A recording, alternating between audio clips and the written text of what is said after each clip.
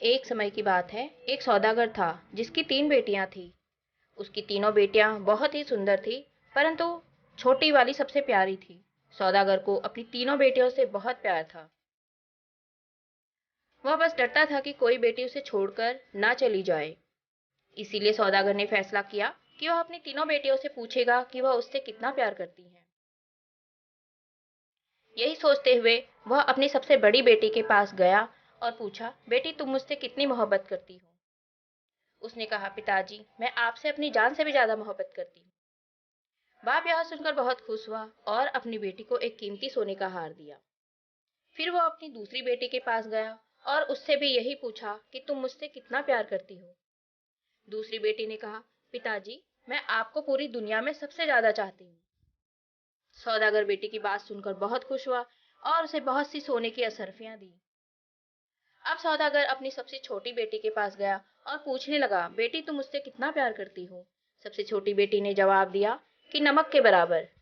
बेटी का जवाब सुनकर सौदागर को बहुत गुस्सा आया कि नमक तो बहुत मामूली सस्ती चीज है, ये मुझे इतना ही प्यार करती है। सौदागर ने गुस्से में कहा कि मुझे पता है एक दिन तुम मुझे छोड़कर चली जाओगी, इसीलिए अच्छा है कि तुम अभी से इस घर को छोड़कर चली जाओ। बाप की बात बेटी के दिल पर लग गई और वह रोते हुए घर से निकल गई। वह लड़की एक जंगल से गुजर रही थी जहां बहुत सी घास उगी हुई थी। लड़की ने अपने कपड़े के ऊपर ही एक घास की पोशाक बनाकर पहन ली ताकि वह पहचानी न जाए। वह राजा के महल के पास जाकर रुक गई। वहां जाकर उसने अपने लिए काम मांगा। महल के बावर्ची ने सौदागर की लड़की को महल में रख लिया। अब वह राजा की रसोई में खाना बनाने का काम करने लगी। वहां और भी औरतें थीं, पर उसकी घास वाली पोशाक को देखकर उसका नाम घिसियारी रख दिया। अगले दिन महल में बहुत चहल पहल थी। सौदागर की बेटी ने अपनी घास वाली पोशाक उतार दी और बिना किसी को बताए उत्सव में चली गई। राजा अपने बेटे का राज तिलक करने जा रहे थे और उस उत्सव में सभी को आने की अनुमति थी। किसी ने भी उसे पहचाना नहीं। जब राजकुमार सभी को अपने हाथों से उपहार बांट रहा था, तो उसने घिसियारी को देखा तो देखता ही रह गया। उसने उपहार स्वरूप एक कीमती अंगूठी उसे भी दी। उत्सव के बाद घिसियारी वापस आ गई।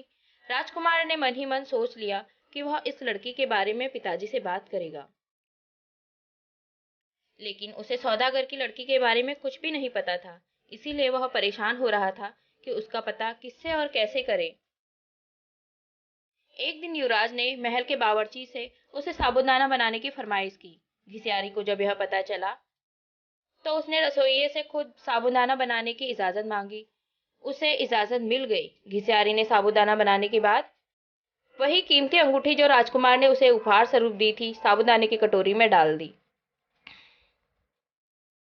अब राजकुमार आसन पर बैठा साबूदाना खा रहा था। जब खाना खा चुका तो देखा कि कटोरे में अंगूठी पड़ी है। वह अंगूठी पहचान गया। जल्दी से अपने मुलाजिम को बुलाया और पूछा, यह किसने बनाया है? उसने बताया कि यह घिसियारी नामक एक लड़की ने बनाया है। फिर घिसियारी को बुलाया गया। राजकुमार ने उसे पहचान लिया, जो उसे उत्सव वाले दिन मिली थी और जिसे वह पसंद करता था। फिर घिसियारी ने अपना सारा किस्सा राजकुमार को बता दिया। राजकुमार ने भी घिसियारी के बारे में राजा को बताया। राजा ने खुशी खुशी दोनों का विवाह कर दिया। राजकुमार के विवाह की खुशी में एक दिन बहुत बड़ा उत्सव का आयोजन किया गया। उस समय शहर के सभी बड़े सौदागरों को भी बुलाया गया था। घिसियारी के पिताजी भी उत्सव में मौजूद थे। खाने का समय हुआ तो मेज लजीज खाने से भर दी गई, पर जब सब ने खाना खाना शुरू किया तो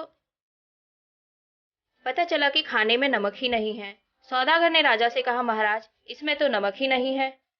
राजा मुस्कुराया और कहने लगा, क्या हो गया सौदागर, सिर्फ नमक ही तो नहीं है, बाकी तो सब कुछ है इसमें। यह सुनकर सौदागर की आंखों से आंसू बहने लगे। राजा ने सौदागर से पूछा, आप रोने क्यों लग गए? तब सौदागर ने कहा, आज मैं अपनी बेटी की कही बात समझ गया।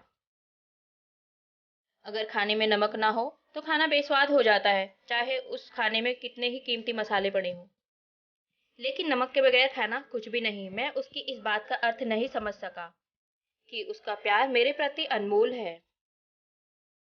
फिर सौदागर ने सारी बात राजा को कह सुनाई। तब राजा ने घिसियारी को बुलवाया। अपनी बेटी को सही सलामत देख सौदागर की खुशी का ठिकाना नहीं रहा। सौदागर ने अपनी बेटी को गले लगा लिया और उससे माफी मांगने लगा। धन्यवाद दोस्तों।